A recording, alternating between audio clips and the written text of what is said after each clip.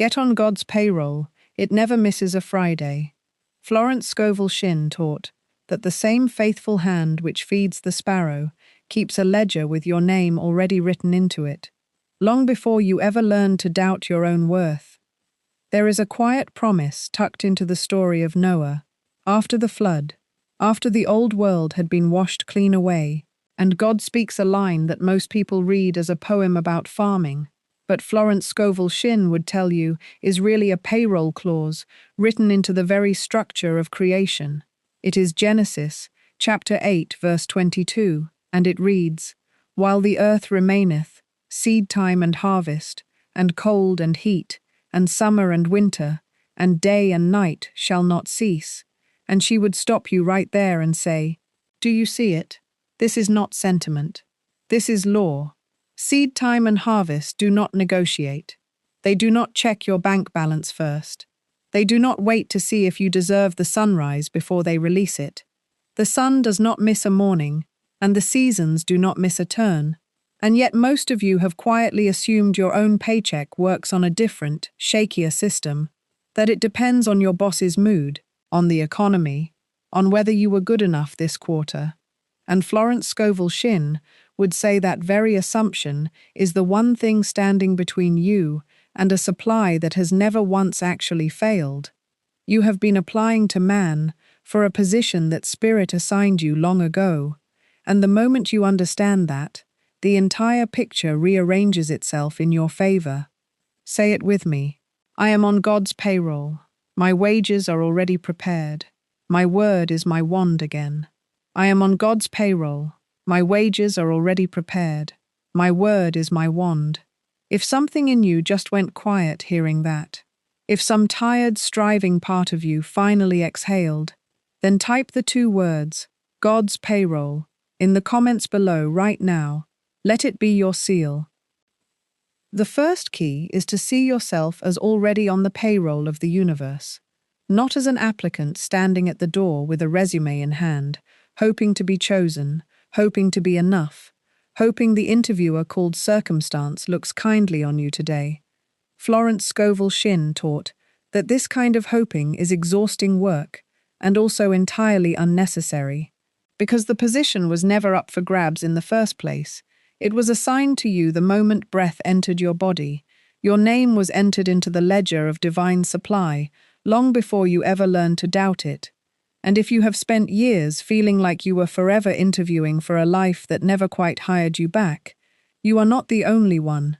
So many quietly carry that exact exhaustion and call it simply being responsible. Think of the man who works faithfully for a company for 20 years and one day discovers there has been a pension fund quietly growing in his name the entire time. He did not have to create that fund through frantic striving. He only had to find out it was there and begin to claim it. And that is precisely the position you occupy right now. It is not that you must go out and convince the universe to pay you. It is that you must recognize the payroll already carries your name and begin drawing from it as though it were already so. Picture a woman who spends her mornings anxious, sorting through the mail, bracing herself for bills, scanning for lack before her coffee has even cooled. She does this so quietly, so automatically, that she has never once questioned whether it is even necessary. She simply calls it being careful with money. And then imagine that same woman waking one day and saying quietly to herself, "I am already provided for. I am already on the payroll." Watch how her whole day rearranges around that one sentence. She walks into rooms differently. She speaks to her employer differently. She even opens her mailbox differently, because a person who knows they are already paid does not beg, they simply receive. Notice too how differently she sleeps that night, because a mind that has stopped applying for its own worth finally has permission to rest. This is the fastest shift available to you this very week. Stop applying and start receiving.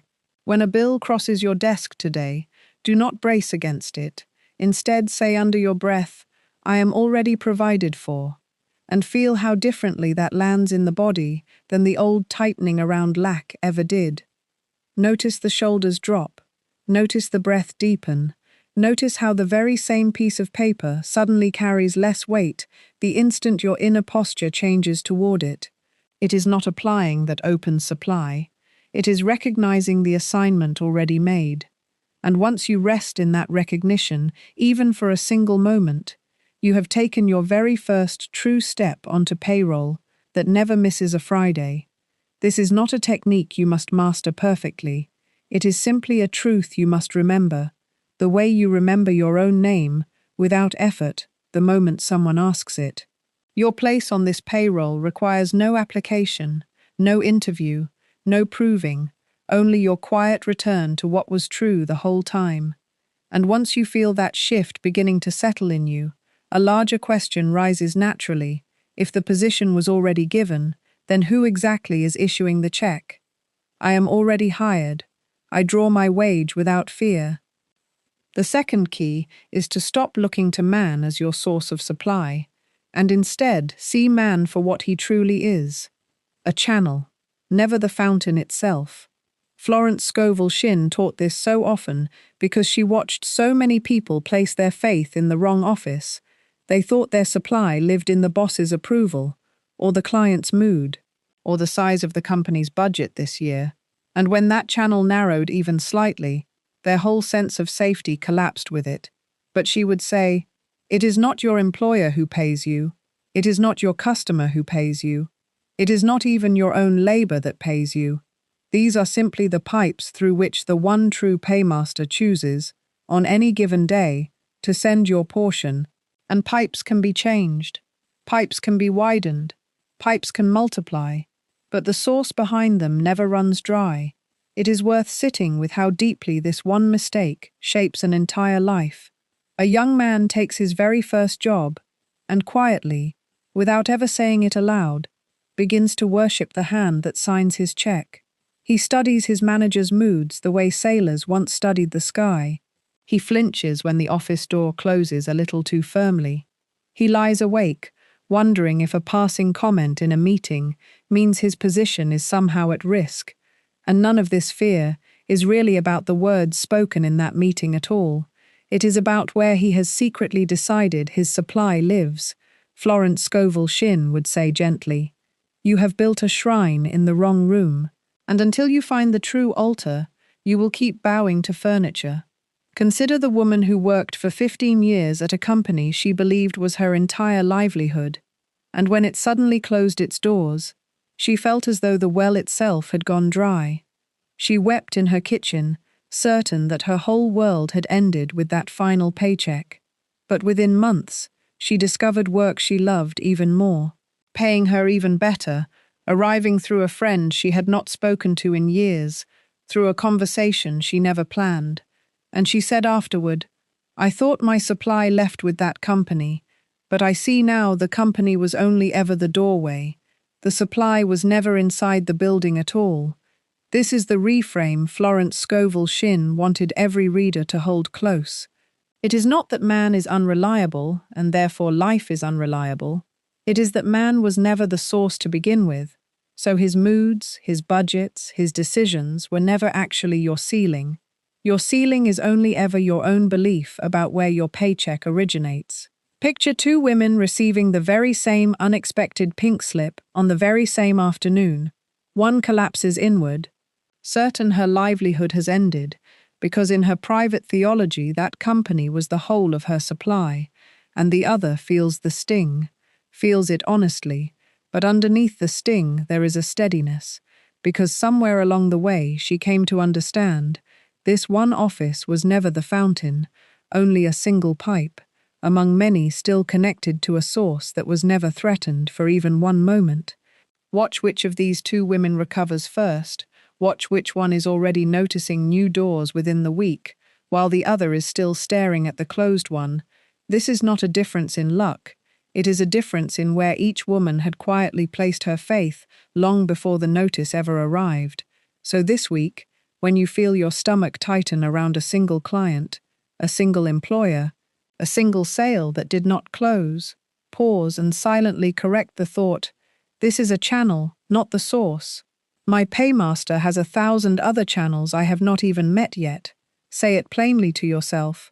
Man is not my source, spirit is my source, and man is simply one of its many generous hands. When you truly believe this, you stop clutching at any one channel so tightly that you choke it. You stop resenting the boss who was slow to notice you. You stop panicking over the one deal that fell through, because you know the payroll office itself was never in that room to begin with. It was never in that boardroom. It was never in that inbox. It has always been unseen and always been faithful. And once you release your grip on any single human channel, you make room for the next question naturally to rise. If the source is unseen, then how exactly do you place your claim upon it? Man is my channel, spirit is my source. I release my grip in peace.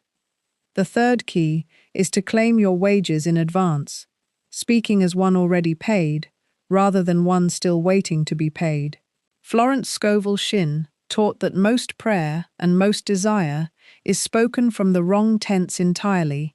People say, "I hope I will have enough. I need this deal to close. I wish supply would come."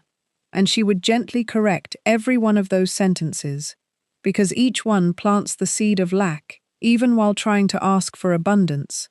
The true claim is spoken as already accomplished. I am supplied. I am provided for. My needs are met.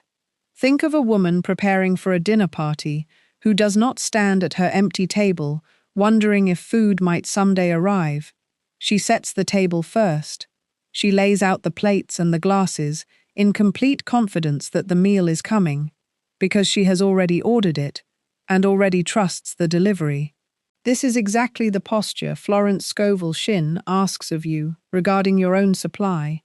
Set the table of your consciousness as though the check has already cleared. Consider a man who spent years praying the same worried prayer every single morning, standing at his kitchen counter saying, "Please let there be enough this month." And notice the posture hidden inside that sentence.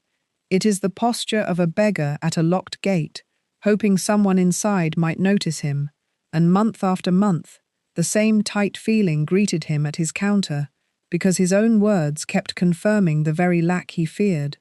One day a friend suggested he try a different sentence, not "please let there be enough," but "there is enough. My supply is already prepared," and he admitted it felt strange the first few mornings, almost like lying. But Florence Scovel Shinn would say, this is not lying at all. This is aligning your speech with a truth deeper than today's bank statement.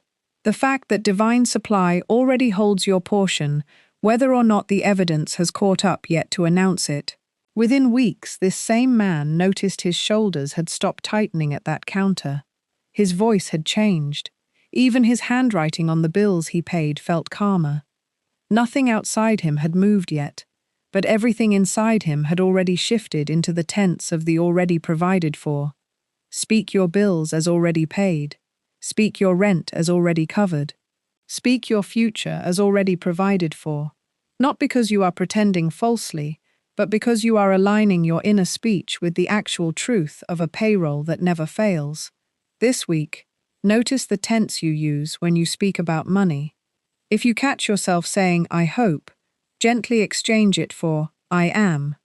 If you catch yourself saying, "I need," gently exchange it for, "I have." This single habit, repeated daily, begins to shift the entire architecture of your expectation. It is not the waiting that draws supply closer.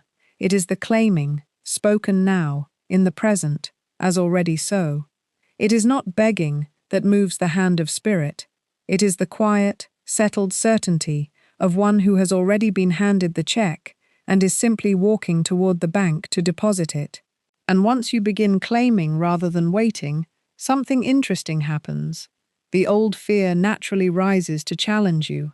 Some tired inner voice insists you cannot claim what you cannot yet see, and that voice is the very thing the next key must address directly. I speak my supply as present, not as promised. The fourth key is to let the old employee die, and understand clearly what that means. It does not mean any harm to you. It does not mean any punishment, any shame, any ending of the person you actually are. It means only that the false, frightened, underpaid version of yourself, the one who has been working overtime in fear for years, is finally released from a position it was never suited to hold, so that the true self, the one already secure, already provided for, already named on the payroll of the universe, can step forward and draw the wage that was always meant for it. Florence Scovel Shinn taught that most people are working two jobs at once without ever realizing it. There is the outer job, the one with the title and the paycheck and the manager, and there is the inner job, the one where an old identity clocks in every single day, convinced that supply is scarce, that competition is fierce, that there is never quite enough to go around, and this inner employee, this old, anxious self, must be allowed to resign, must be allowed to be let go, so the true self can finally take the position it was hired for from the very beginning. First, consider how this old self got hired in the first place. Nobody chooses at 5 years old to believe in lack. It is handed to us. A parent's worried voice over unpaid bills, a childhood Christmas made smaller by circumstance, a teacher who says be realistic about your prospects, a relative who sighs that money does not grow on trees. And slowly, a young identity forms around scarcity, the way a plant grows around whatever trellis it is given. And that identity gets very good at its job. It becomes skilled at bracing, skilled at worrying, skilled at working twice as hard for half as much. It learns to apologize for wanting more. It learns to flinch at its own desires, and it wears that skill like a badge of honor, calling it responsibility, calling it realism, calling it simply being sensible. And here is the tender part. That self is not evil and does not deserve punishment. It was simply doing what it was trained to do, with great loyalty and great effort. But a trained employee, doing the wrong job for you, however sincere, however hard-working, still cannot deliver you what you are actually owed. Second, consider what it means for this self to be let go. In the outer world, letting an employee go feels like disaster, like failure, like an ending soaked in shame. But Florence Scovel Shinn would ask you to see it completely differently here. This is not being fired in disgrace. This is a retirement earned through simple recognition. You are not punishing the old self. You are thanking it and releasing it from a job it was never actually equipped to do well. Imagine an employee working diligently at the wrong desk for 30 years, filing the wrong forms, answering the wrong phone, exhausted every single evening, convinced this exhaustion is simply what work costs. And one day someone finally says, "This was never your desk. Come, let me show you where you actually belong." That is not cruelty. That is mercy. So when we speak of this old self dying, understand clearly, it means the false, frightened self dissolves, so the true, provided-for self can finally be free. Nothing about you that is real is ever destroyed. Only the borrowed costume is finally set down. And a costume, however long you wore it, was never your actual skin. Third, consider how this release actually happens in daily practice. It rarely happens in one dramatic moment. It happens in small, quiet resignations repeated until they become permanent. It is the moment you catch the old, anxious voice reaching for the calculator at midnight, and you gently say, "You are relieved of this duty now. Someone else has already handled it." It is the moment a bill arrives, and the old bracing reflex rises in your chest, and instead of following it, you breathe and say, "That employee no longer works here." It is the moment someone offers you a raise, a gift, an opportunity, and the old identity wants to shrink and say, "I do not deserve this." And you interrupt that voice mid-sentence and say, "Thank you for your years of service." You are released, and let the true self, the one already on the payroll, step forward instead to simply say thank you and receive. Pause for a moment right now and pick one real belief about money you inherited without ever choosing it. Notice how old it actually is. Notice whose voice first said it, and quietly tell that voice, with kindness, Your shift has ended. Fourth, consider the fear that sometimes rises around this very idea. Some part of you may worry that releasing this old identity is dangerous, that its vigilance has somehow been protecting you all along, that without its constant bracing you might be caught unprepared. But Florence Scovel Shinn would gently ask you to notice something honest here. Has that old identity's fear ever actually produced your supply? Or has it only produced exhaustion while your supply, when it came through entirely different doors? The worry itself never once wrote a paycheck. It only ever stood guard over a door that was never the one your good was walking through anyway. Consider a woman who had spent years believing she was simply someone money did not come easily to. She called herself practical. She called herself careful. But underneath it was an old identity formed the year her family lost their home, and every dollar that came to her afterward was met immediately with dread instead of welcome, until one quiet afternoon she said aloud, alone in her kitchen, "The girl who learned to fear money may rest now. She has done her job long enough," and she described feeling almost lightheaded afterward, as though she had been carrying another person on her back for 20 years without noticing the weight until it finally set itself down. And consider too the man who spent decades believing that money only came through struggle, that ease was suspicious, that if something arrived easily, it must be a mistake soon to be corrected, until one day he said, out loud, alone in his car, "The version of me who believes in struggle is relieved of duty today." And he described afterward how strange and light he felt, as though an actual weight had lifted off his shoulders that had been there so long he had forgotten it was extra weight at all. This is what Florence Scovel Shinn meant when she spoke of the old self dissolving, not death in the frightening sense, but death in the freeing sense. The false name stepping down so the true name, the one already inscribed on the payroll no one can revoke, can finally answer when it is called. So this week, notice where an old identity is still clocking in on your behalf.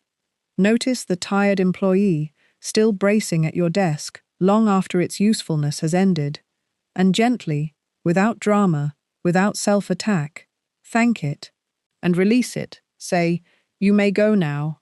I have been rehired under a truer name," and feel how the entire tone of your day changes the moment you do, because once the false self has been released from its old post, the true self does not simply sit quietly in the empty office. It moves, it stands, it steps forward, it begins to expect its wages as naturally as it once expected disappointment. And that natural, quiet expectancy is precisely what the next key must teach you to sustain. The tired old self is released. The true self answers to my name. The fifth key is short, and it is meant to hit quickly, show up daily. Florence Scovel Shinn taught that consciousness is built the same way muscle is built, not through one dramatic effort, but through small, repeated acts of faith. An employee who shows up only when they feel inspired does not last long at any company. And the same is true of your own consciousness of supply. It must be shown up for daily, whether you feel like it or not. This does not mean striving. It means simply arriving each morning and quietly clocking in through gratitude, through a single spoken claim, through one moment of expectancy before the noise of the day begins. Consider a man who wanted very much to trust in his own supply, and who prayed beautifully about it, perhaps once a month, usually on the hardest night, usually with tears, usually meaning every word, and yet his life did not change. Because a single powerful prayer once a month is like an employee who shows up brilliantly for one shift and then vanishes for 30 days. No manager builds a business around that kind of worker, and no consciousness is built around that kind of faith either. It was only when he began showing up small, on ordinary mornings, nothing dramatic, simply a quiet 30 seconds before his feet touched the floor, that his whole life began to shift beneath him, not because that 30 seconds was more powerful than his tearful midnight prayers, but because it was repeated, and repetition is what consciousness actually answers to. Pause for a moment right now and pick one real thing in your life you have simply stopped expecting to improve. A bill you assume will always be tight. A raise you assume will never come. A door you quietly wrote off months ago. And today, gently, clock back in on that exact area. Whisper, I am on the payroll here too. This small daily act does more than any single dramatic prayer ever could, because it is not intensity that builds a consciousness of supply. It is consistency. A single generous thought spoken once and forgotten does little, but a single true thought spoken daily becomes a habit, and a habit becomes a character, and a character becomes a destiny. It is not the size of the claim that moves the universe. It is the steadiness of the claim, small and faithful, morning after morning, the way a single drop of water, falling in the same place day after day, eventually shapes even stone. So let this be simple. Let it be small. Let it take 30 seconds each morning before your feet even hit the floor. Say quietly, I show up today already on the payroll. And mean it, not loudly, not anxiously, just steadily. The way you would clock in for any job you actually trusted was real. And once this becomes daily practice, you will notice something curious start to happen around you. Appearances will occasionally try to hand you a notice suggesting your position has been revoked, and how you respond to that notice is the very next thing you must learn. I clock in with gratitude. I never miss my own shift. The sixth key is to refuse every layoff notice appearances try to hand you. Florence Scovel Shinn taught that the outer world will constantly attempt to serve you documents suggesting your position has been terminated, a bank balance lower than expected, a client who goes silent, a diagnosis, a delay, a rejection letter, and each of these arrives dressed exactly like an official notice, complete with letterhead and deadline. But she would say plainly, it is not your job to accept every notice handed to you simply because it was handed to you. You are permitted, in fact you are required, to examine the signature at the bottom of that notice and ask, who exactly authorized this? Because appearances have no actual authority over the payroll of spirit. They only have the authority you personally sign over to them. It is not the notice itself that ever does the damage. It is the signature you add to it in fear. Without your signature, the paper is only paper. With your signature, it becomes, in your own experience, law. And this is precisely why two people can receive what looks like the identical bad news and live two entirely different weeks afterward. One signs immediately, almost out of habit, and the other holds the paper up to the light first. Let us walk through what an ordinary day looks like when this key is not yet understood, and then what it looks like once it is. In the version without this key, a woman wakes at 6, checks her phone first thing, sees a bank notification lower than she hoped, and immediately her whole nervous system signs for that layoff notice. By 7, she is short with her children. By 8, she is rehearsing worst-case scenarios in traffic. By 9, she opens her email at work already braced for bad news. And sure enough, she finds a curt message from a client and reads disaster into every line of it. By noon, she has skipped lunch because her stomach is in knots. By 3, a colleague mentions budget cuts in passing, and she spends the rest of the afternoon convinced she is next. By 6, she comes home exhausted, not from her actual workload, but from an entire day spent signing for notices that were never truly hers to accept. Now consider the same woman, same exact circumstances, having taken hold of this key, she wakes at 6, sees the same low balance, and instead of signing for it, she says quietly, this is an appearance, not an authority. My true balance is held elsewhere. By 7, she is present with her children because her nervous system was never hijacked in the first place. By 9, she opens the same curt email from the same client, and instead of reading disaster, she reads simply, information, and responds calmly. By 3, she hears the same mention of budget cuts, and instead of spiraling, she reminds herself, My position was never issued by this company. It was issued by Spirit, and this company is only one of its many channels. By 6, she comes home with energy still in her, because she did not spend the day fighting appearances that were never real threats to begin with. Same day, same events, entirely different results, because one woman signed every notice handed to her and the other one simply refused delivery. Florence Scovel Shinn was always careful to clarify, this is not denial of facts. The low balance may be real, the curt email may be real, but their meaning, their authority over your future, is never automatically real. That meaning is something only you can assign, and you are always free to withhold it. It is not the appearance that decides your fate. It is the meaning you quietly stamp upon it before 9 in the morning.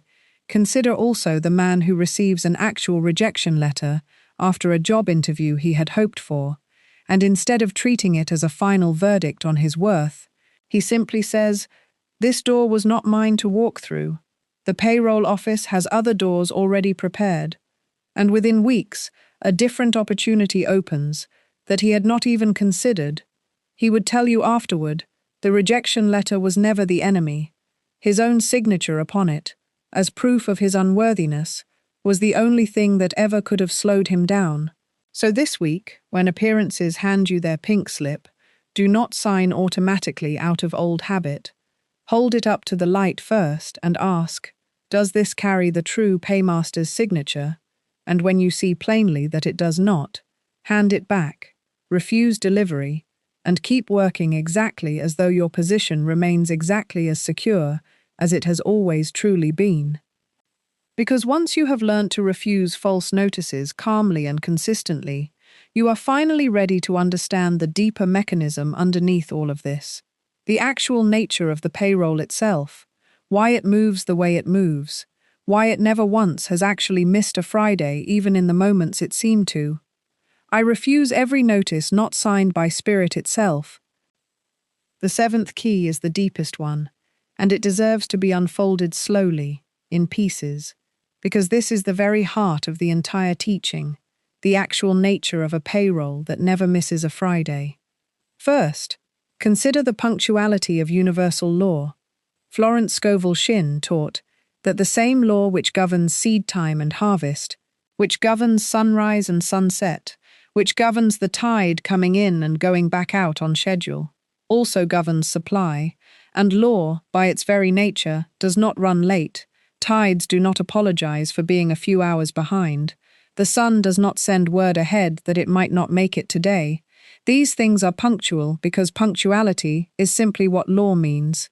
And if supply is truly governed by law rather than by luck, then supply is punctual too, whether or not the outer evidence has caught up yet to that punctuality in your particular case. This is worth sitting with slowly. Most people believe their payday is subject to chance, to mood, to circumstance. But Florence Scovel Shinn would say, your payday is subject to law, and law always keeps its appointment, even when the check arrives by a route you did not expect, even when the appointment itself is written in a handwriting you do not yet recognize as your own. A clock does not need your permission to keep correct time. It simply keeps it. And the payroll of Spirit is exactly this kind of clock, indifferent to your doubt, faithful regardless of whether you happen to be watching it closely that day. Second, consider the faithfulness hidden behind the timing. There is a difference between something arriving late and something merely arriving by a path you had not anticipated, and this difference is easiest to see through an ordinary story rather than a lofty one. Picture a man who does small carpentry jobs for a living, a fence here, a cabinet there, and one particular month, 3 separate clients are slow to pay him. The rent is due on the 28th, and by the 25th nothing has come in. He sits at his kitchen table that evening, with the bills spread out in front of him, like a hand of cards he did not choose. The old frightened self in him wants to call every client twice a day, wants to lie awake doing arithmetic in the dark, wants to refresh his banking app every hour, as though watching it might somehow speed the numbers along. But he has been practicing this teaching, so instead, He closes the app, sets the bills aside, and says quietly each morning before his feet touch the floor, "My payroll is punctual. I trust the hand behind the timing." And he goes about his ordinary days, sanding wood and measuring boards, as though nothing were wrong at all, because nothing, in truth, actually was.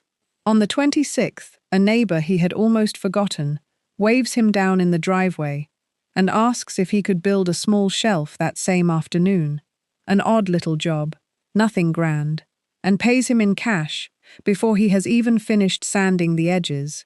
That same evening, one of the 3 slow clients finally sends payment through an app he rarely checks, a notification he almost misses entirely because he was not staring at the screen waiting for it. And by the 28th, the rent is not only covered, but a little left over, enough for a treat he had quietly given up expecting that month. And he says afterward, "I thought I was 3 days from disaster. I did not realize I was actually 3 days from provision arriving through 2 doors I had not even been watching." This is precisely what Florence Scovel Shinn meant. The payroll was never late. It only looked late because he was staring at the one channel that happened to be running slow that month, while 2 other channels were already quietly in motion on his behalf. The check was already written. It was simply traveling by a road his eyes had not yet learned to watch. Third, consider trust as the actual mechanism by which this payroll operates. Not effort, not striving, not even hard work alone, though those things have their place, but trust, because trust is what keeps the channel open wide enough for the check to actually pass through.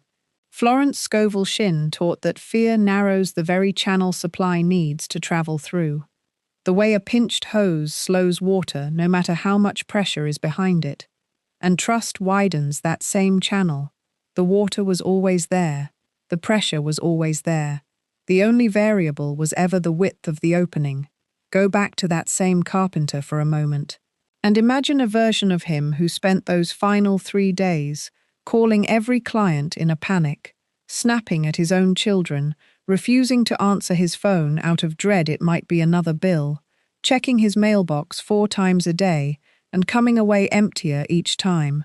Notice how that version of him would have missed the neighbor's knock entirely, would have been too tense, too distracted, too busy defending himself against an imagined disaster to even hear the actual provision arriving at his door. He might have waved the neighbor off, saying he was too busy, too worried, too behind on everything else to take on one more small job. And in doing so, he would have closed, with his own trembling hand, the very door his rent was waiting to walk through. This is the quiet danger of fear. It does not just feel unpleasant, it can make you deaf to the very channels already opening around you, while trust keeps you alert, calm, available to notice the shelf that needs building, the message that finally comes through, the door that was already unlocked the whole time. Trust is not passive. Trust is what keeps your eyes open in the right direction. Fourth, consider what it means that this payroll has never actually missed a Friday. Even in the moments in your own life when it seemed to, look back honestly for a moment at the hardest financial seasons you have lived through, the ones that felt, at the time, like proof the whole system had failed you. And ask yourself plainly, did you actually starve? Did you actually end up on the street? Or did something, however small, however unexpected, however late it felt in the moment, eventually arrive? A friend's timely offer, a refund you forgot you were owed, a job that appeared right when the old one ended, an idea that turned into income you had not planned for, an envelope in the mail from someone who owed you nothing at all. Pause for a moment right now, and let one specific memory rise, one season you were certain would break you, and notice, gently, that you are here, reading this. Which means it did not. Florence Scovel Shinn would have you look at this evidence honestly, not through the lens of fear that colored it while you lived through it, but through the plain lens of fact afterward. And most of you, looking back honestly, will find the payroll never actually missed you. It only ever felt that way while you were standing too close to the moment to see the whole shape of it. Fear always narrates from too close a distance. and law only ever makes sense from a little further back. This is why looking back so often brings a strange, quiet gratitude, even for the seasons that felt unbearable at the time. Because from here you can finally see what you could not see then, that the check was already in motion the entire time you were certain it had been lost. Fifth, consider how fear itself bends your sense of time, and this is worth naming plainly, because it explains why a punctual payroll can still feel, in the moment, unbearably slow when you are anxious. One single day of waiting can feel like a month.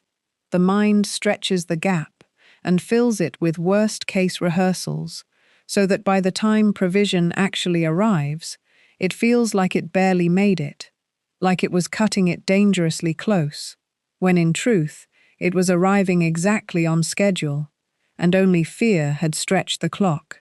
Picture two clocks hanging side by side, both keeping the exact same correct time, and yet one is read by a calm hand and the other by a trembling one. The trembling hand always insists the hour is later than it truly is. This is why Florence Scovel Shinn placed such weight on the inner state rather than the outer date, because two people can wait the exact same 3 days for the exact same check, and one experiences it as an eternity of dread, while the other experiences it as a brief, almost pleasant pause before an appointment they never doubted. The calendar does not change, only the consciousness watching it does. And it is the consciousness, not the calendar, that determines whether those 3 days feel like famine or simply like Tuesday. So much suffering around money is not actually suffering over lack at all. It is suffering over a clock that fear itself has quietly tampered with. Sixth, consider what this means for you starting today. If the law is punctual, if the timing is faithful, even when it looks unfamiliar, if trust, rather than fear, is the actual mechanism keeping the channel wide, if looking honestly at your own past proves the payroll has never truly failed you even once, and if fear itself is the only thing that ever made the wait feel longer than it truly was, then the only reasonable response left available to you is to relax into it, not carelessly, not passively, but with the same quiet, settled confidence you already give the sunrise without a second thought. You do not lie awake at night worrying whether the sun will remember to rise. You have simply never questioned that particular appointment. And Florence Scovel Shinn would say your supply deserves that exact same unquestioned confidence. This is the deepest teaching of this entire key. It is not that you must force the payroll to arrive on time. It is that it was always arriving on time, and your only true work has ever been to stop interrupting that arrival with fear. This is the peak of everything we are exploring here today, and once you have truly received it, everything that follows is simply the gentle art of living from this settled place daily. My payroll is punctual. I trust the hand behind the timing. The eighth key is to keep the account open by letting supply move through you rather than pool inside you. Florence Scovel Shinn taught that money, like water, is healthiest in motion. A river that flows stays clean and full. A pond that only collects and never releases eventually grows stagnant and breeds only stillness. And she would say the same is true of your own relationship to your wages. If you receive only to clutch, only to hoard out of fear, you unknowingly signal to the very source of your supply that the channel is closing rather than opening. But if you receive and then circulate, spending in gratitude, giving in generosity, paying bills not with dread, but with a quiet thank you for the service already rendered, you keep the entire channel wide and moving. Consider it this way. Your breath does not work by inhaling once and holding that breath forever in some proud attempt to keep it safe. Breath only stays healthy because it is released as freely as it is received, one motion feeding the next. And Florence Scovel Shinn would say, your wages were designed to move through you in that exact same rhythm, an inhale of receiving, an exhale of circulating, and any attempt to hold the inhale forever out of fear does not protect you, it only starves you of the next breath waiting to arrive. Think of tithing here not as an obligation imposed from outside, but as a practical demonstration of trust. When you give a portion of what comes to you, cheerfully, without resentment, you are essentially saying to the universe, I trust this river so completely that I can let some of it flow onward without fear, and that trust itself becomes the very thing that keeps the river coming toward you. This is not a transaction where giving earns you a future payment.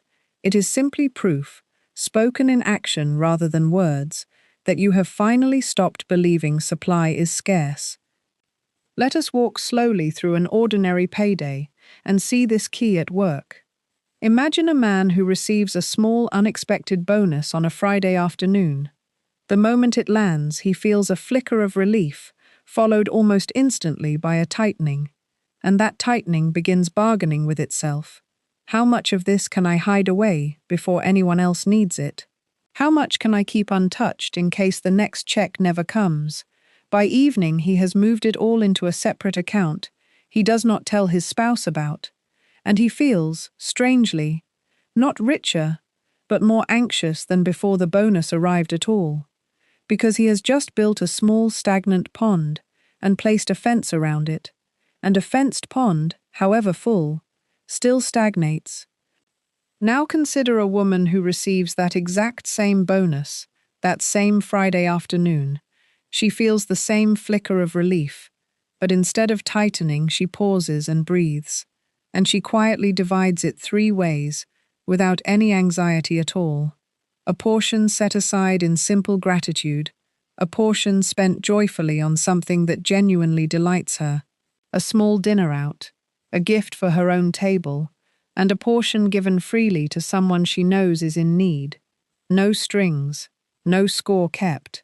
And by evening she feels lighter, not because the number in her account is any different from the man's, it is exactly the same number, but because she has just kept a river running instead of building a pond. And Florence Scovel Shinn would say she has understood the true nature of payroll far more deeply than he has, because supply was never meant to be a vault sealed shut against the future. It was always meant to be a channel kept open toward it. Notice something else in that story. The man's fear did not actually protect his future supply any better than the woman's trust did. Both of them will very likely receive their next paycheck regardless. The law does not punish generosity and reward hoarding, but only one of them got to live inside the peace that was always available to both of them while they waited. This is the quiet tragedy of hoarding.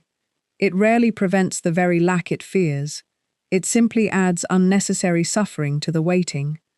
This week, when your own wages arrive, however large or however small, pause before you let the rest simply sit untouched.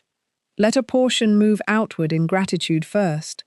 Pay a bill with a whispered thank you instead of a sigh. Hand something small to someone else without keeping score of it. Spend a little on genuine delight rather than guilt, not recklessly, but freely, and notice how each of these small acts of movement keeps the entire channel wide rather than narrow. Notice too how differently your own body feels after an act of open-handed giving compared to after an act of fearful clutching. One leaves you lighter, the other leaves you quietly bracing. It is not the hoarding that protects your future supply. It is the circulating. It is not the pond that stays clean. It is the river. And once you have learned to let the river move through you, rather than damming it out of old fear, you are finally ready for the simplest and most important habit of all, the daily posture of expectancy that keeps you standing at the riverbank each morning, rather than wandering off in doubt. I receive in gratitude. I release in generosity. The river keeps moving. The 9th key is to expect your next payday with the same quiet, unquestioned confidence you already give the sunrise. Florence Scovel Shinn taught that expectancy is not straining toward a future you doubt. It is resting in a future you already trust. You do not stay up anxiously wondering whether Friday will arrive this week. You simply know it will, because it always has. and she would ask you to hold your supply in that exact same easy confidence, not gripped, not chased, simply expected, the way a child expects breakfast in the morning, without once calculating whether the sun will remember to rise for their sake. Consider the ordinary picture of a father standing on his porch each evening at 5:45, waiting for the yellow bus to round the corner with his daughter aboard. He does not pace. He does not call the school twice to confirm. He does not stand there rehearsing all the ways the bus might fail to arrive.